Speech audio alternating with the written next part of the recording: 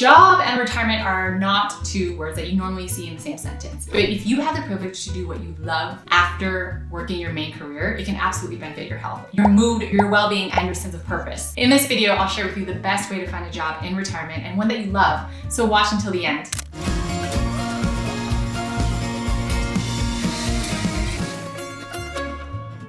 I'm Sin Meyer, a life coach for older adults and your guide to your ideal retirement life. Working in retirement can be a great way to stay active and engaged while also providing a side income stream. But this is a totally different job from just any job that pays the bills. It needs to be the right retirement job that energizes you. Because this can be a challenge, I'm going to share 5 easy steps to help you find the right job after retirement. Starting with number 1, get clear on what you want. It seems like a no-brainer, but you'd be surprised at how quickly people pass over this because we're so used to looking for a job primarily for the money value. Before starting your retirement job hunt, think about the role and work environment that you actually truly want. Because you're designed to grow and learn new things throughout every life phase, this is a fantastic opportunity to try something totally new, whether it's the people you're helping, the subject matter, the industry, or your specific role. And that means going beyond like a surface level desire, like really dig into what's gonna boost your energy while you're on the job. Super important during retirement. My favorite tip is to, instead of focusing on what or how, in other words, things like your skills or your past experience, start with your why. You have the advantage of finding a position that's new and exciting and different from your past career path. So ask yourself some questions that will help you find clarity on the why, and then the nitty-gritty details will follow and fall into place. For starters, you can ask yourself some basics like whether you want to work part-time or full-time, in person or remotely from home, which is super common these days. Do you want to help a nonprofit as a paid volunteer gig, which I highly recommend? Or do you want to start your own business, side project, or a passion project? Do you want more responsibility and leadership, or do you want to take it easy with like no take-home stress? And another question is, do you want to stay in the same industry or give another topic a try? The more time and thought you put into making these decisions before diving into any job database looking for a job, the more enjoyable, of course, your retirement job will be and the search itself. And there's one step before reaching out to people and organizations, and that's to write down all of the skills and qualities that you've acquired over the years. So now it's time to get into the what and the how after you have clarity on your why. That's not to say this will confine you to specific roles, but it makes it easier to see where your transferable skills exist and where you can learn new skills, which will help guide your search for a new opportunity, even if it's in a completely different industry or an organization type. If at all possible, try to go a lot deeper than searching based on a pay scale and financial perks. So the way to do this is to take a list of your passions, interests, and hobbies and see how they line up with possible new roles.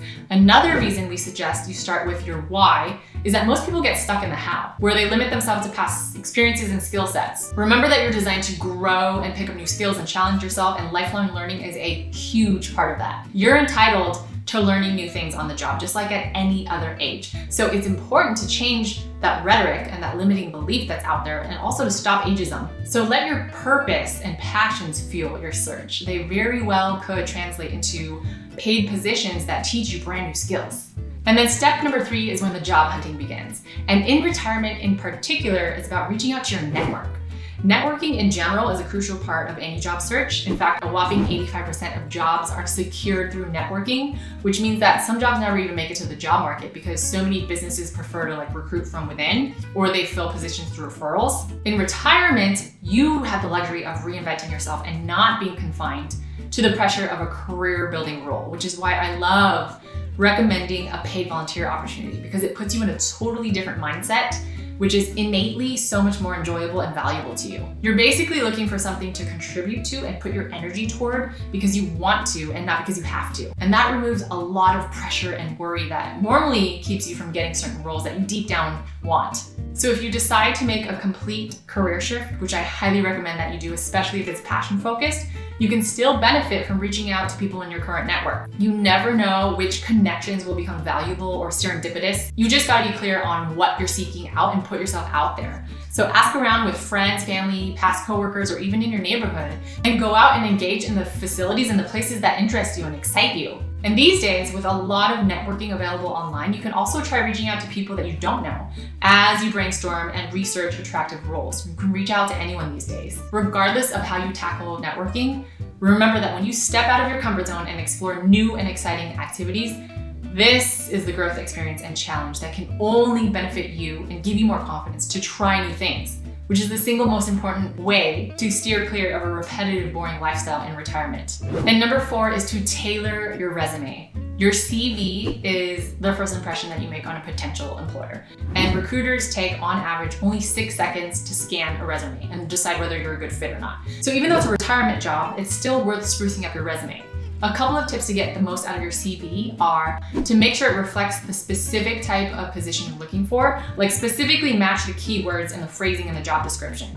Stand out with an appealing design. If you're not design savvy, there are plenty of templates available in free programs like Canva or Venage. And also write a personalized cover letter that highlights why you're an ideal fit for the role. Normally people don't take the extra time for this because it's time consuming when you're binge applying, but you have the luxury of searching for a retirement job that's based on what you truly want to do. So it's less of a numbers game in this phase, and it's more about taking the time and energy to find something that excites you. And don't be afraid to share your personality and your enthusiasm for contributing to a cause.